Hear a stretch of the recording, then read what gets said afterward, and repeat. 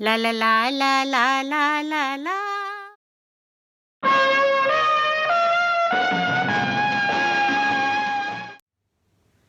कभी कभी ऐसा होता है कि आप किसी काम में इतने तल्लीन हो जाते हैं, इतने तन्मय हो जाते हैं कि वो काम काम न रह के इबादत बन जाता है।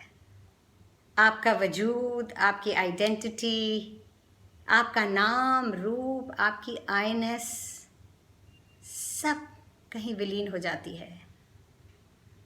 वक्त जैसे थम सा जाता है या इतना विस्तृत हो जाता है कि उसकी सीमाएं गायब हो जाती हैं। ऐसा ही कुछ अनुभव मुझे इस कहानी को अनुवादित करने में हुआ। ऐसा लगा मानो मेरे और लेखक के दरमियान सदियों के फासले गायब हो गए और मैं उसके लिखे एक एक शब्द को पूरे तन मन से महसूस कर पा रही हूँ और शब्दों के बीच के जो मायने हैं उन्हें भी बखूबी समझ पा रही हूँ। और मेरा आपको ये बताने का प्रयास भी सिर्फ एक प्रयास है, क्योंकि उस अनुभव को शब्दों में नहीं बांधा जा सकता। वो एक अलौकिक अनुभव था। तो आइए सुनिए ये कहानी जो मैंने अनुवादित करी थी आपको सुनाने के लिए, और जिसके दौरान मुझे ऐसा अलौकिक अनुभव हुआ। आज मैं आपको मशहूर रूसी लेखक लियो टॉल्स्टॉय की एक कहानी सुनाने जा रही हूँ। बाद के जीवन में टॉल्स्टॉय का झुकाव जीवन के उद्देश्य की खोज और आध्यात्म की तरफ हो चला था। इस कहानी में उसकी एक झलक मिलती है। कहानी का मूल शीर्षक है द टू ओल्ड मैन। मैंने इसका हिंदी में रूपांतरण किया है, तो आओ सुनो कहानी दो दोस्त। एफएम और एलाइजा की दोस्ती ने कई बसंत देखे थे। एफएम धार्मिक प्रकृति का था, समाज में सम्मानित, धनाढ्य, उसका भरा पूरा परिवार था और वो अपने परिवार के प्रति समर्पित रहता था। एलाइजा पहले बढ़ई का काम करता था, पर अब मधुमक्खी पालन करता था। वो हंसमुख और दयालु था और कभी कभार शराब या सूंघनी ले लेता था। अपनी शांत प्रकृति के कारण वो अपने पड़ोसियों का चहेता था। दोनों काफी समय से जेरूसलम की तीर्थ यात्रा पर जाने की सोच रहे थे, पर हर बार किसी न किसी कारण वो टल जाती थी। एक दिन जब दोनों दोस्त मिले तो एलाइजा ने एफएम से पूछा, भाई कब चलना है? एफएम ने गंभीरता से कहा, अभी कुछ और रुकना पड़ेगा। नया घर बनवाने में जितना सोचा था उससे 3 गुना ज़्यादा पैसा लग गया है। गर्मियों तक रुको, फिर खुदा ने चाहा तो चल पड़ेंगे। भाई मुझे तो लगता है अब और देर नहीं करनी चाहिए, एलाइजा ने कहा। बस चल ही देना चाहिए। बसंत का मौसम बिल्कुल सही वक्त है इस यात्रा के लिए। अरे सही गलत की बात नहीं है एलाइजा, अभी तो काम शुरू हुआ है, अभी मैं कैसे चल सकता हूँ? एफएम ने कहा। अरे क्यों, तुम्हारा बेटा संभाल लेगा? एलाइजा ने कहा। ओहो, वो तो बिल्कुल निकम्मा है, सब काम बिगड़ जाएगा। नहीं मेरे दोस्त, एलाइजा बोला, अगर हम दोनों कल मर भी जाएं तो भी ये दुनिया चलती रहेगी। तुम्हारे बेटे को थोड़े तजुर्बे की ज़रूरत है। हो सकता है, एफएम बोला, पर फिर भी मैं अपने सामने काम पूरा करवाना चाहता हूँ। अरे काम कभी पूरा नहीं होगा भाई। अरे अभी कल परसों की ही बात है कि घर की सब औरतें त्योहार की तैयारी में जुटी हुई थी, एलाइजा बोला। एक के बाद एक सब छोटे बड़े काम निपटाती चली जा रही थी खुद तैयार होने के पहले, और काम थे कि खत्म होने का नाम ही नहीं ले रहे थे। तभी मेरी सबसे बड़ी बहू, जो बहुत अक्लमंद है, काम रोककर खड़ी हो गई और बोली, हम चाहे जितनी कोशिश कर लें, काम कभी खत्म होगा ही नहीं। एफएम कुछ सोचकर बोला, अभी घर में काफ़ी पैसा भी लग रहा है, खाली हाथ तो यात्रा के लिए निकल नहीं सकते ना। अरे तुम मुझसे 10 गुना ज़्यादा अमीर हो एफएम, और फिर भी पैसे की चिंता करते हो। एलाइजा ने कहा, मुझे कोई अभी कहे यात्रा के लिए चलने के लिए तो मैं तैयार हूँ। एफएम ने मुस्कुरा के कहा, लगता है तुम तो मुझसे ज़्यादा अमीर हो फिर। अरे पैसा कैसे लाओगे सफ़र के लिए, लंबा सफ़र है। अरे किसी न किसी तरह हो ही जाएगा इकट्ठा, और कुछ नहीं हुआ तो अपनी मधुमक्खियों के छत्ते अपने पड़ोसी को बेच दूंगा। वो काफ़ी समय से उन पे नज़र लगाए हुए है, लेकिन बाद में अगर उनमें से इस बार खूब शहद निकला तो तुम्हें अफसोस होगा एलाइजा। एफएम ने कहा, अफसोस? ना ना ना ना, जिंदगी में अफसोस मुझे सिर्फ अपने गुनाहों पर हुआ है और किसी चीज़ पर नहीं। अपनी अंतरात्मा के अलावा कोई चीज़ ऐसी नहीं है जिसके लिए परेशान हुआ जाए। अगले दिन तक इस बात पर और विचार करके एफएम ने कहा, ठीक कहते हो दोस्त, जिंदगी और मौत तो ऊपर वाले के हाथ में है, हमें चल देना चाहिए। हफ्ते भर में जाने की सब तैयारी हो गई। एलाइजा ने कुछ पैसे अपने छत्ते पड़ोसी को बेचकर कमाए, कुछ उसकी बीवी और बहू ने जो बचा के रखा था वो दिया। उसने अपने परिवार से सिर्फ इतना ही कहा कि देखो, जब जैसी ज़रूरत पड़े वैसा ही करना।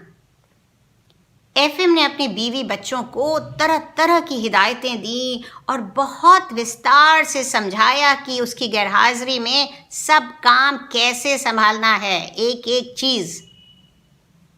गांव से बाहर निकलते ही एलाइजा ने घर द्वार के सारे विचार पीछे छोड़ दिए। अब उसके मन में बस यही ख्याल था कि अपने हमसफ़र को खुश रखे और अपनी मंजिल पर पहुँचे और शांत और प्रसन्न मन से घर वापस लौटे। चलते चलते वो कभी चुपचाप कोई प्रार्थना कर लेता था या संत महात्माओं के बारे में सोचता रहता था। उधर एफएम अपने घर द्वार, काम और परिवार की चिंताओं से घिरा रहा। पूरे समय वो इसी उधेड़ बुन में रहता कि उसकी गैरहाजिरी में वहाँ क्या हो रहा होगा। किसानों को खेतों में काम करते देखता तो सोचता कि पता नहीं उसका बेटा सब काम ठीक से करवा रहा होगा कि नहीं। कई बार तो उसका मन हुआ कि लौट ही पड़े और अपने सामने ही सब काम ठीक से करवाए। यात्रा चल रही थी, जगह जगह पड़ाव डालते दोनों कई गांव और शहरों से गुजरे और हर जगह के लोगों ने उनका मेहमानों की तरह स्वागत सत्कार किया। कोई 700 किलोमीटर चलने के बाद वे दोनों रूस के उस इलाके से गुजरे जहां अकाल पड़ा था और लोगों के पास भरपेट खाने को भी नहीं था। एक ऐसे प्रदेश में पहुंचे जहां इतनी गरीबी थी कि लोगों ने उन्हें रात में रुकने की जगह तो दी, पर खाना नहीं दे पाए। कई जगह तो सूखी डबल रोटी खरीद पाना तक नामुमकिन था।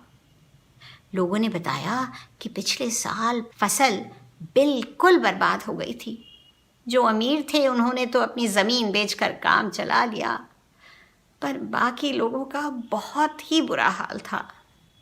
एक जगह दोनों ऐसी जगह रुके जहां काफ़ी डबल रोटी खरीद पाए। अगले दिन सुबह तड़के ही दोनों वहां से निकल लिए, जिससे ठंडे ठंडे में काफ़ी रास्ता तय कर लें। कोई 10 किलोमीटर चलने के बाद दोनों एक नदी के पास सुस्ताने के लिए रुके और खाना खाया। और खाने के बाद एलाइजा ने अपना पाइप और तंबाकू निकाला और जलाया। एफएम ने कहा, अरे ये बेकार की चीज़ फेंक क्यों नहीं देते? जानता हूँ दोस्त, ये मेरी कमज़ोरी है, पर क्या करूँ, एलाइजा बोला। वो कोई 10-12 किलोमीटर और आगे चले। दिन अब खासा गर्म हो चला था और वो एक बड़े से गांव के पास से गुजर रहे थे। एलाइजा का प्यास के मारे गला सूख रहा था और वो रुक के थोड़ा सुस्ताना चाहता था। एफएम, जो उससे ज़्यादा फुर्तीला था, बोला, जाओ जाके पानी वानी पी आओ, मुझे ज़रूरत नहीं है। एलाइजा ने उससे कहा, सुनो, तुम चलते रहो, मेरे लिए रुको मत।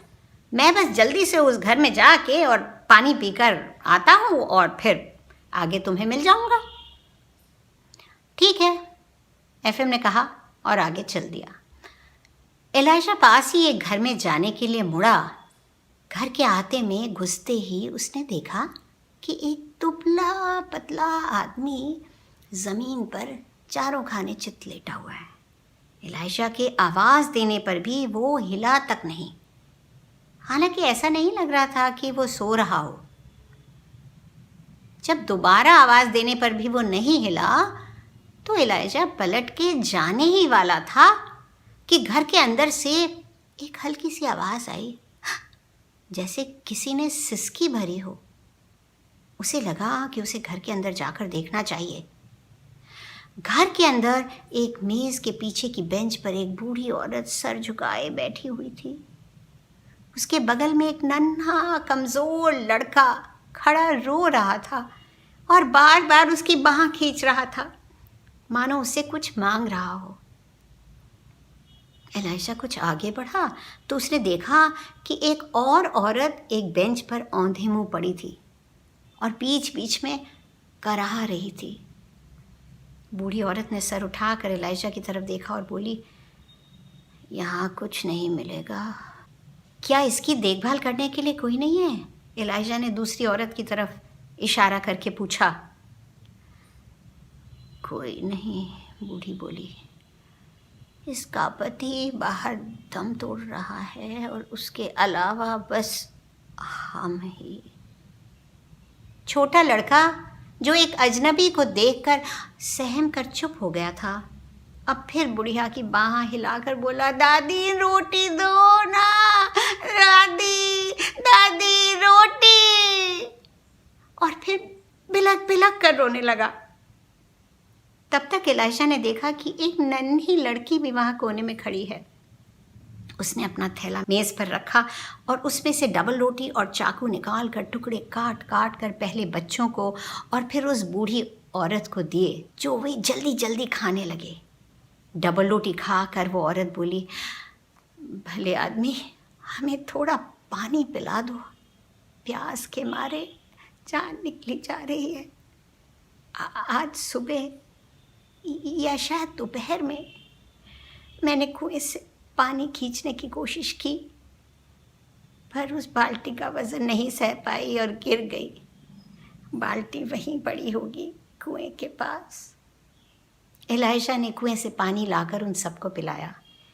फिर गांव की एक दुकान से कुछ सामान लेकर आया, बाहर से लकड़ी काट कर चूल्हा जलाया और सूप और दलिया बनाकर उन लोगों को खिलाया। थोड़ा चैतन्य होकर वो आदमी और उसकी माँ एलाइजा को अपनी व्यथा सुनाने लगे कि कैसे पिछले साल अकाल पड़ने से पतझड़ तक उनके पास की सब रसद खत्म हो गई थी।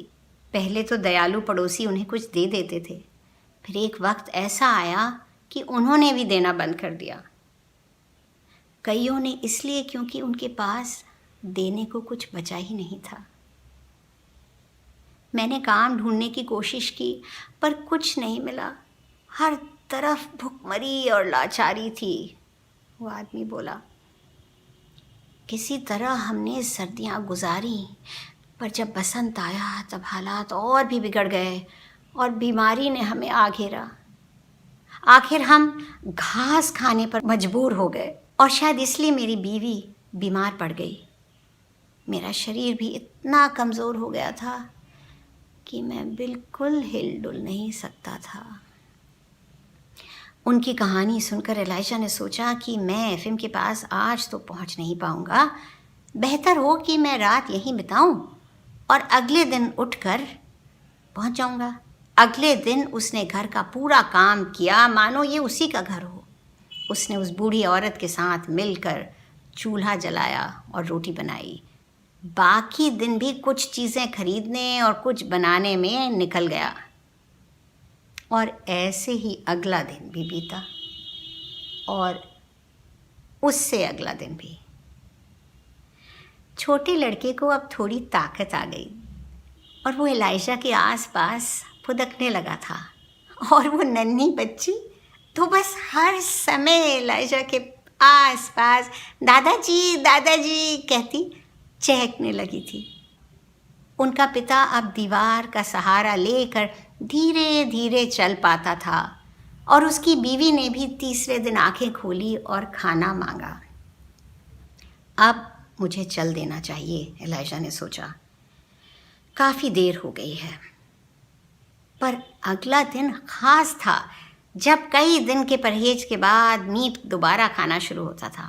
एलाइजा ने सोचा कि अगर ये दिन मैं कुछ तोहफे खरीद कर इन लोगों के साथ मनाऊं तो कितना अच्छा रहेगा और शाम तक अपने सफ़र पर निकल जाऊंगा। ये सोचकर वो खाना बनाने का सामान खरीद कर लाया और पूरा परिवार खाना बनाने में जुट गया। अगले दिन एलाइजा चर्च गया और लौटकर इस परिवार के साथ त्योहार मनाया। उस दिन वो बीमार औरत भी उठकर थोड़ा चली। उसके पति ने दाढ़ी बनाई और अपनी इकलौती कमीज़ धो के सुखा के फिर पहनी और फिर उसके पास गया, उस आदमी के पास जिसके पास उसने अपनी ज़मीन गिरवी रखी थी। पर उसने बिना पैसे दिए ज़मीन के सिलसिले में कोई भी बात करने से मना कर दिया। बेचारा मायूस होकर घर वापस लौटा और फूट फूट कर रो पड़ा। एलाइजा फिर सोच में पड़ गया। उसे लगा कि अगर इस वक्त मैं यहाँ से चला गया तो ये लोग फिर दाने दाने को मोहताज हो जाएंगे। वो इस बात से इतना परेशान हो गया कि अपना जाना अगली सुबह के लिए टाल दिया। उस रात रोज़ की ही तरह प्रार्थना करके वो जब अहाते में सोने के लिए लेटा तो नींद उसकी आंखों से कोसों दूर थी।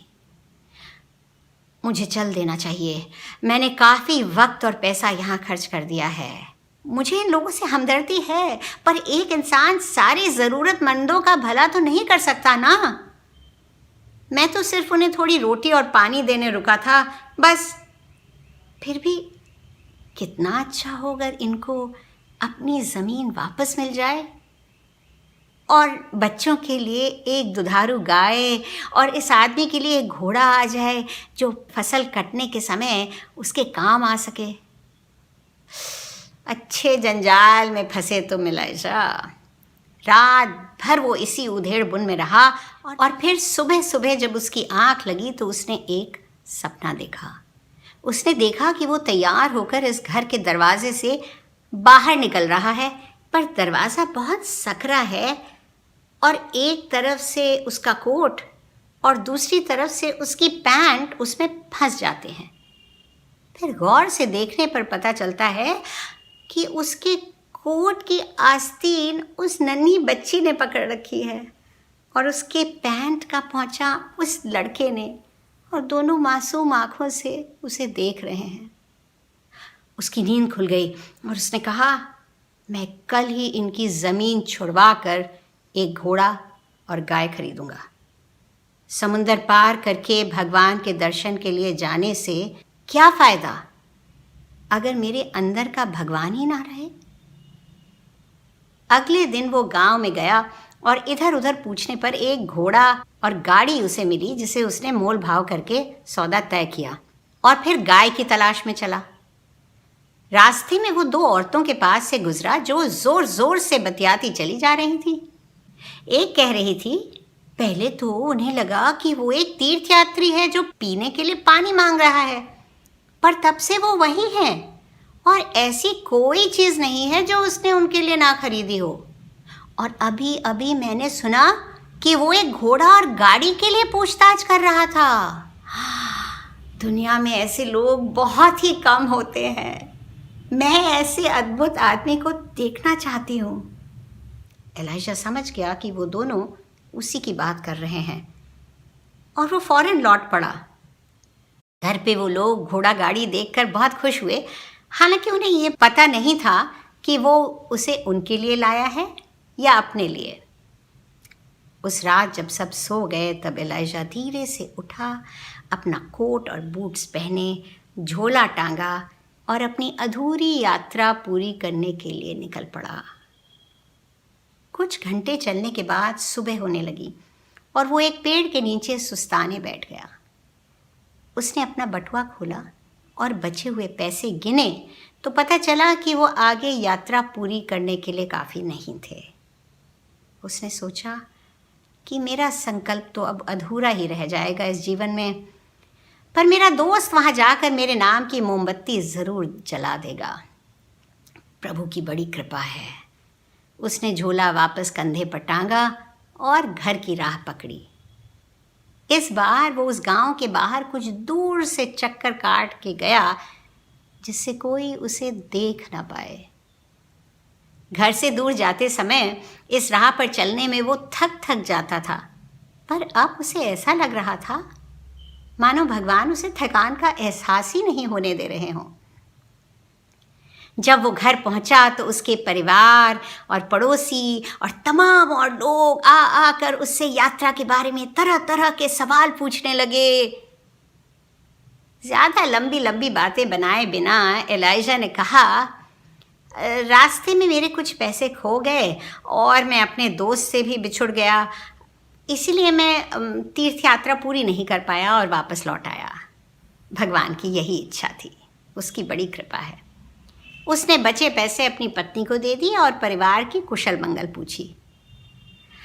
पत्नी ने बताया कि सब ठीक ठाक चलता रहा था और वो सब सुख शांति से रह रहे थे। लोगों को आश्चर्य हुआ कि अरे, इतना समझदार आदमी ऐसी बेवकूफ़ी कैसे कर सकता था कि इतनी ज़रूरी यात्रा ख़त्म करे बगैर पैसा बर्बाद करके लौट आया। पर फिर वो इसके बारे में भूल गए और एलाइजा भी सब कुछ भूलकर यहाँ अपने काम में लग गया। उधर एलाइजा से अलग होकर एफएम और आगे चलकर एक पेड़ के नीचे रुक के सुस्ताने बैठ गया था। इंतज़ार करते करते उसकी आंख लग गई थी और जब वो उठा तो कुछ और देर इंतज़ार करने के बाद उसे शक होने लगा कि कहीं एलाइजा उसे देखे बगैर आगे तो नहीं निकल गया, या शायद कुछ दूर तक उसे किसी गाड़ी में जाने को मिल गया हो। फिर उसने सोचा, वापस जाकर उसे ढूंढने में भी कोई फ़ायदा नहीं है। कहीं मैं उसे ढूंढने वापस जाऊं और वो आगे निकल जाए और हम दोनों मिल ना पाएं। बेहतर होगा मैं आगे चलता हूं और रात को जहां रुकूंगा वहां वो मिल ही जाएगा। पर उसे एलाइजा न वहां मिला और ना ही आगे कहीं। रास्ते भर जहाँ भी वो रुकता था सबको एलाइजा का ब्यौरा देकर पूछता था कि किसी ने ऐसे गंजे आदमी को तो नहीं देखा, पर कोई फ़ायदा नहीं हुआ। एफएम ने सोचा था कि पानी के जहाज़ पर तो एलाइजा उसे मिल ही जाएगा, पर वो वहाँ भी नहीं मिला।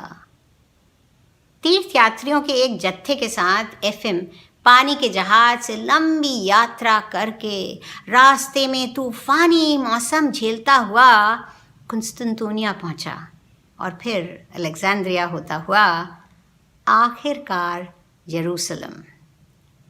इस यात्रा के दौरान एक और अकेला यात्री उसके साथ हो लिया था। एक सच्चे धार्मिक इंसान होने के नाते एफएम सभी पवित्र स्थानों में गया, रीति रिवाज के अनुसार प्रार्थना की, मोमबत्तियाँ जलाईं, दान पुण्य किया। पर इस बीच उसे अपने साथी पर शक होने लगा था और भीड़ में धंस के आगे जाते समय और आंख बंद करके प्रार्थना करते वक्त भी उसे यही लगता रहा कि कहीं वो उसके बटुए में से पैसे ना निकाल ले। आखिरकार वो यरूशलेम के सबसे पवित्र स्थल पर पहुंचा जहां ईसा मसीह को सूली से उतारा और दफनाया गया था। उनकी समाधि के उस पवित्र गिरजाघर में भक्तों का समुद्र उमड़ा पड़ रहा था। एफएम अंदर तो पहुंच गया, पर आगे तक पहुंचना नामुमकिन था। अचानक उसने लोगों के सिरों के बीच से देखा कि सबसे आगे रोशनी के बल्बों के नीचे एक बुजुर्ग गंजा आदमी खड़ा था। अरे, ये एलाइजा से कितना मिलता जुलता है, उसने सोचा। पर वो तो हो ही नहीं सकता, क्योंकि मैं पूरे रास्ते उसके बारे में पूछता आ रहा हूँ और मेरे जहाज से पहला वाला जहाज तो 1 हफ्ते पहले निकला था। अभी एफएम ये सोच ही रहा था कि वो आगे खड़ा हुआ गंजा आदमी प्रार्थना करके 3 बार झुका, पहले आगे, फिर बाएं और फिर दाएं। ये तो एलाइजा ही था, वही काले गुंगराले वाली दाढ़ी, वही भवें, वही आंखें, वही नाक। एफएम अपने दोस्त को देखकर खुशी से फूला नहीं समाया। वो एलाइजा को टकटकी बांध कर देखता रहा जिससे वो फिर से खो न जाए। प्रार्थना खत्म हुई और लोगों का हुजूम आगे की ओर बढ़ा, जिससे एफएम एक कोने में फंस गया और जब तक निकल पाया तब तक एलाइजा जा चुका था। उसने शहर भर के मुसाफिर खानों में जाकर एलाइजा को ढूंढा, पर कोई फायदा नहीं हुआ। अगले दिन फिर वो उसी चर्च में प्रार्थना के लिए गया और आगे पहुंचने की कोशिश की, पर फिर भीड़ के धक्के ने उसे एक खंबे से सटा दिया और उसे वहीं खड़े होकर प्रार्थना करनी पड़ी। जब उसने लोगों के सिरों के बीच से आगे देखने की कोशिश की तो फिर एलाइजा को सबसे आगे खड़ा पाया। उसने अपनी बाहें किसी पादरी की तरह फैला रखी थी और उसका सर ऊपर लटके अनगिनत लैम्प की रोशनी में चमक रहा था। अब तो मैं उस तक पहुंचकर रहूंगा ही, एफएम ने सोचा और भीड़ में धंसता धकेलता आगे तक पहुंचा। पर जब तक वो वहां पहुंचा एलाइजा वहां था ही नहीं। तीसरे दिन भी एफएम प्रार्थना में शामिल होने गया और फिर सबसे आगे देखा तो एलाइजा को खड़ा पाया, ठीक पिछले ही दिन की तरह। उसकी बाहें फैली हुई थी, उसका गंजा सिर ऊपर के अनगिनत लैम्प्स की रोशनी में चमक रहा था और वो ऊपर की ओर ऐसे देख रहा था मानो वहां उसे कुछ दिख रहा हो। अब मैं एलाइजा को जाने नहीं दूंगा, ऐसी जगह खड़ा होऊंगा जहां हम दोनों का सामना हो ही जाएगा। ये सोचकर एफएम चर्च के दरवाजे पर जाकर खड़ा हो गया, जहां से हर कोई होकर बाहर जा रहा था। वो गौर से हर एक इंसान को आता देखता रहा, पर एलाइजा उनमें नहीं था। एफएम 6 हफ्ते तक यरूशलेम में रहा और सारे पवित्र स्थानों में गया, बेथलेहम, बेथनी वगैरह। एक शीशी में जॉर्डन नदी का पवित्र जल लिया और पवित्र जगह की मिट्टी और मोमबत्तियां ली। अब उसके पास पर घर लौटने भर के पैसे बचे थे, तो उसने वापसी का लंबा सफ़र शुरू किया। जैसे जैसे घर पास आता जा रहा था, घर की चिंताएं उसे फिर सताने लगी। वो सोचने लगा कि पता नहीं उसके बेटे ने सब कुछ ठीक से संभाला होगा कि नहीं, बसंत कैसा रहा होगा, जाड़े में गायें सुरक्षित रही होंगी या नहीं, घर पूरा बन चुका होगा कि नहीं। चलते चलते जब वह उस प्रदेश में पहुंचा जहां एलाइजा से अलग हुआ था, तो उसने देखा कि जहां पिछले साल गरीबी और भुखमरी फैली हुई थी, वहां इस साल फसल बहुत अच्छी हुई थी और लोगों में खुशहाली थी। एक गांव के पास से गुजरते हुए एक नन्ही लड़की उसके पास दौड़ती हुई आई और बोली, दादाजी घर चलिए ना, और खिलखिलाती हुई उसका कोट पकड़कर घसीट ले गई, अपने घर ले चली। एफएम ने देखा कि ये तो वही घर था जहां एलाइजा पानी पीने के लिए मुड़ा था। घर के लोगों ने उसका स्वागत सत्कार किया, उसे बढ़िया गरम खाना दिया और बिस्तर सोने के लिए दिया। और जब उसने उन्हें धन्यवाद दिया कि उन्होंने एक बेचारे यात्री को अपने घर में ठहराया, तो बच्चों की दादी ने उसे कहानी सुनाई कि कैसे एक यात्री ने ही आके उनके जीवन की काया पलट दी थी। पूरा परिवार बड़े उत्साह से उसका गुणगान कर रहा था कि वो कैसे आया, उनके लिए क्या क्या किया और कैसे एक दिन बिना बताए गायब हो गया। पता नहीं वो फरिश्ता था कि इंसान, पर उसने ना सिर्फ हम सब की जान बचाई, पर ईश्वर में हमारा विश्वास भी फिर से जगा दिया। वे बोले।